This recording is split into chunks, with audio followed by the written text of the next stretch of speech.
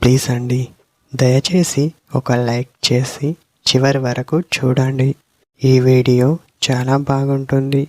ఏమేమో వీడియోలు చూస్తూ లైక్స్ కొడుతుంటారు, కానీ లైఫ్లో జరిగే వాటి గురించి చెబితే ఎవ్వరూ లైక్ చేయడం లేదు. ఇటువంటి వీడియోస్ కావాలంటే తప్పకుండా లైక్ చేయండి. హాయ్ ఫ్రెండ్స్, ఎలా ఉన్నారు? నేనైతే చాలా బాగున్నా. మీరు ఎలా ఉన్నారో కామెంటు చేయండి. ఈ రోజుల్లో చాలామంది అదే పనిగా చేస్తూ ఉంటున్నారు. పెళ్ళి అయిన వ్యక్తితోనే మన జీవితం అనేలా ఉండాలి, అంతేకాని రెండు విడదీసి ఉండకూడదు అని మీకు ఈ విధంగా తెలియజేస్తున్నాను.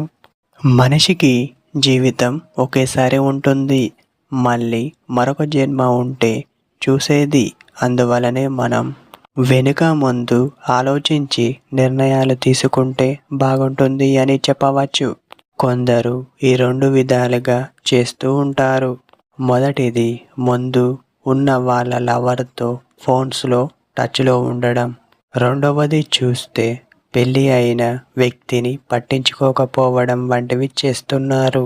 మీరు అలా చేస్తే చాలా సమస్యలు ఎదురవుతాయి అని చెప్పవచ్చు.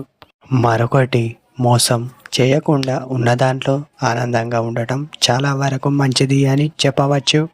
పెళ్ళయ్యాక అన్నిటికీ దూరంగా ఉండటం చాలా వరకు బెటర్ అని చెప్పవచ్చు.